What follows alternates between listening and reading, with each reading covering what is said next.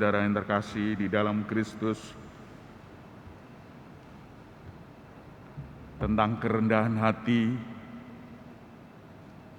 sudah banyak kita amalkan di dalam hidup ini, tapi beberapa juga tidak diamalkan. Kerendahan hati pada umumnya dimengerti sebagai mendahulukan kepentingan orang lain, mendahulukan kepentingan orang lain. Setelah kita melihat hal itu, misalnya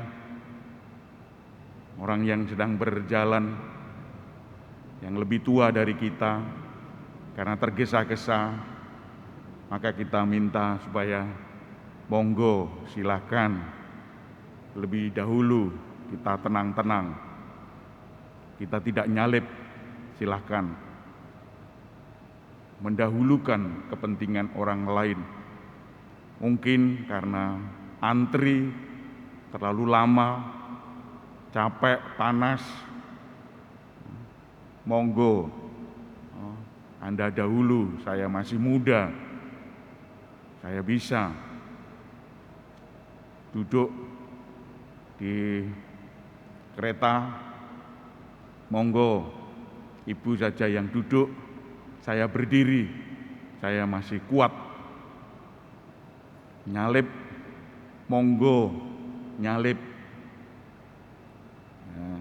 silakan. Pada dasarnya mendahulukan kepentingan orang lain. Ini kerendahan hati secara umum. Bapak Ibu, saudara-saudara yang terkasih, Bunda Maria keunggulannya di sini, dia sungguh-sungguh dipilih oleh Tuhan menjadi sang ibu juru selamat, tetapi bisa mempersilahkan kepentingan orang lain, meskipun kepentingannya sendiri tidak tahu. Ketika dia mendapatkan kabar dari malaikat Gabriel, dia tidak tahu harus bagaimana merespon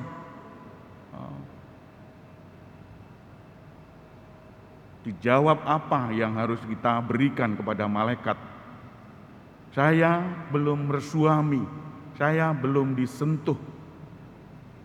Bagaimana hal ini bisa hamil, bisa mengandung? Kalau dipertemukan seperti ini, kita harus diam, 1000 bahasa, menuruti apa yang dikehendaki oleh malaikat Gabriel. Malaikat adalah utusan Allah. Utusan itu yang menginstruksikan, memberi pesan adalah Allah sendiri. Maka menuruti perintah Dia, menuruti perintah Allah. Inilah keyakinan saat itu. Oleh karena itu Bapak Ibu, saudara-saudara yang terkasih, Bunda Maria harus, aku ini hamba Tuhan, terjadilah padaku menurut perkataanmu. Dia tetap setia, meskipun tidak mengerti apa ini maksudnya. Saudara-saudara yang terkasih, kalau kita diberi instruksi-instruksi semacam itu, harus diam, harus tenang. Tidak selalu semua hal kita bisa mengerti. Kadang-kadang juga tidak mengerti. Mengapa saya begini, mengapa saya begitu. Asal itu demi kebaikan kita, demi kebaikan seluruh manusia, harus siap untuk menerimanya. Tidak lalu lari, berbirit-birit karena tidak mengerti. Wes sembuh, ya wes sembuh. Tidak. Tetapi kita seperti Bunda Maria, aku ini hamba Tuhan. Dan berita yang selanjutnya adalah Bunda Maria tidak tahan dari Nazaret ke Yehuda, ke Yerusalem. Jarak antara Nazaret Yerusalem 169 kilometer. Zaman itu jalan hanya setapak, tidak ada kendaraan. Kalau itu adalah keledai, itu aja. Bagaimana Bunda Maria menempuh perjalanan seperti itu berbulan-bulan mungkin. Bapak Ibu saudara-saudara yang terkasih, ini adalah kerendahan hati seorang perawan sampai seperti itu. Apakah dia berjalan sendiri atau dengan Yosef? Kita tidak tahu. Kalau dengan Yosef pasti memakai keledai, tapi tidak dikatakan seperti itu.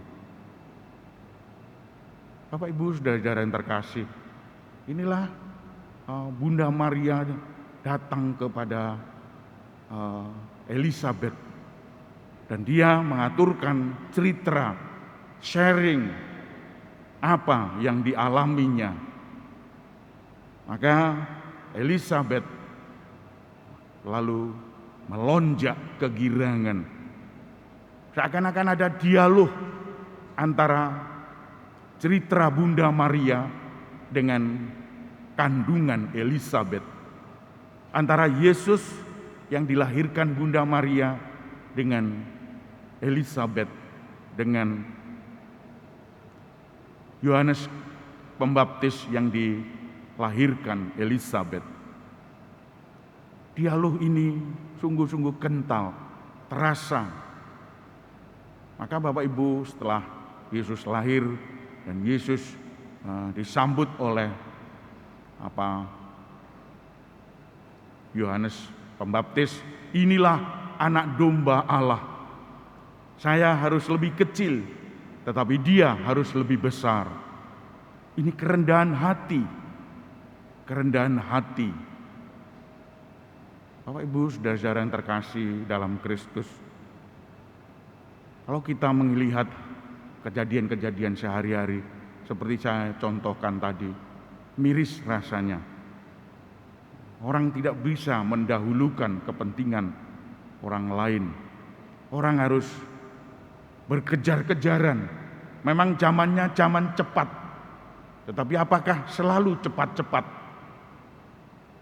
Zaman cepat tidak berarti harus cepat-cepat. Dan ini membuat kita terperosok ke dalam jurang. Cepat-cepat inilah. Seperti pakai baju, pakai celana, harus cepat-cepat. Wah, itu jamnya telat. Malah tergopoh-gopoh lalu yang dikancingkan ini tidak jelas. Atau pakai celana, waduh malah jatuh, malah keseret-seret. Kalau tenang, harus tenang, harus dengan keheningan. Bapak Ibu, kita alami sendiri bagaimana kalau tergopoh-gopoh, cepat-cepat, itulah yang terjadi. Dan kita semua mengalaminya semacam ini. Apakah kita sungguh mau rendah hati dengan pimpinan, harus siap. Bagaimana pimpinan dihormati, pimpinan harus disegani. Tetapi kita tidak takut terhadap pimpinan. Hormat tapi tetap bersahaja. Tidak hormat lalu melonjak, lalu melawan. Kalau ada kesalahan sedikit dihantam, tidak. Tetapi kita tetap menaruh perhatian seperti budaya kita. Budaya unggah-ungguh, sopan santun, tetap menjadi bagian dari kerendahan hati itu. Demo-demo boleh, asal santun, asal sopan, tidak teriak-teriak seperti itu. Menuntut apa-apa kok teriak-teriak. Apakah harus teriak-teriak? Dan ini akan dicontoh oleh anak cucu kita. Menganggap bahwa teriak, siapa yang keras, siapa yang lantang, itulah yang didengarkan. Banyak contoh dalam hidup sehari-hari. Kita terlalu terbawa arus zaman ini, zaman yang sudah bubrah semacam ini. Kita harus sedikit demi sedikit membenahi. Umat Katolik, khususnya SNTB, harus berani membenahi sedikit demi sedikit tradisi-tradisi yang tergopoh-gopoh semacam itu. Santun, sopan, bijak. Kita pelan-pelan, tetapi pasti mungkin masuk melalui pintu dia, tapi keluar melalui pintu saya. Oke, pintu dia memang seperti ini, masuk saja, tapi di dalamnya kita benahi pelan-pelan. Kurang lebih 5 tahun mungkin. Keluar pasti sudah melalui pintu saya. Sopan, santun, bijak. Bapak Ibu Saudara-saudara, kita bisa melakukan seperti ini. Hanya tidak berani. Kalau tidak berani memakai teman-teman yang lain, dipengaruhi orang-orang sekitar situ. 1, 2, 45. Sedikit tapi pasti, terus menerus santun. Saya yakin bisa untuk membenahi hal-hal ini. Tidak macam-macam, tidak teriak-teriak, tidak provokatif terhadap anggaran-anggaran yang diajukan. Kita bisa melakukan hal itu. Bapak Ibu, saudara-saudara yang terkasih, seperti dalam Mika tadi, berbahagialah, luruskanlah, santun, bijaksana, karena Sang Juru Selamat telah hadir dalam diri Sion. Oleh karena itu yang kita lakukan. Yang Juru Selamat menjadi contoh bagi kita. Karena Sang Juru Selamat, sekali dia melakukan penebusan untuk kita semua. Sekali saja. Tidak ada yang lain. Penebusan untuk kita semua. Itulah yang diaturkan kitab Ibrani tadi. Bapak Ibu saudara-saudara yang terkasih, masih banyak hal-hal yang dapat kita lakukan. Kalau kita diam saja, kita hanya gelender ikut arus, maka tidak ada perubahan. Tiap zaman, tiap tahun, 2022, 2023, 2024, diam saja, ya, tenang. Tidak ada perubahan apa-apa. Apakah kita mau semacam ini? Teriak-teriak, beringas, pukul-memukul, hantam-menghantam. Apakah tidak bisa kita santun, saleh? Untuk itulah Bapak Ibu kita ikut misa kudus, ikut doa-doa di lingkungan, ikut pendalaman-pendalaman di wilayah, agar sikap kita bisa berubah. Tidak diam, tidak tetap saja, tapi mari kita kunjungan sana sini, kunjungan mempengaruhi orang-orang, kunjungan membawa diri kita kepada kebahagiaan, kunjungan membuat manusia bisa mengunjungi sesamanya. Banyak orang yang ingin dikunjungi. Nanti pada waktu minggu depan ini ulang hari raya kita, kita harus mengunjungi mereka, mengunjungi saudara-saudara yang lain. Orang tua-tua kita kunjungi agar bahagia, tidak hidup ngenes, hidup menderita. Orang-orang tua kita kunjungi. Kalau tidak, wah bahaya orang-orang tua ini. Hidupnya ngenes, sudah tidak dihargai anak-anaknya, sudah seperti itu, ngenes tidak diperhatikan, dibiarkan saja. Wah sudah tua, wes tidak punya gaji, tidak punya kesempatan apa-apa, wes situ saja Pak. Bu, nah, lalu kita sendiri tidak bisa menghargai.